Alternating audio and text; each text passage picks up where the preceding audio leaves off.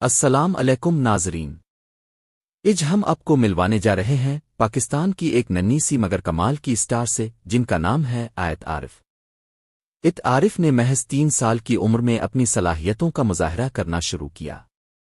ننھی سی عمر میں ہی انہوں نے نعت خوانی اور گلوکاری کا آغاز کیا اور سب کے دلوں کو اپنی معصوم آواز سے جیت لیا۔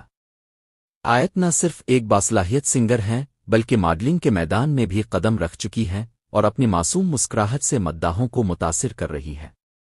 ناظرین، آیت عارف نے کم عمری میں ہی وہ مقام حاصل کیا ہے جس کا خواب بڑے بڑے لوگ دیکھتے ہیں۔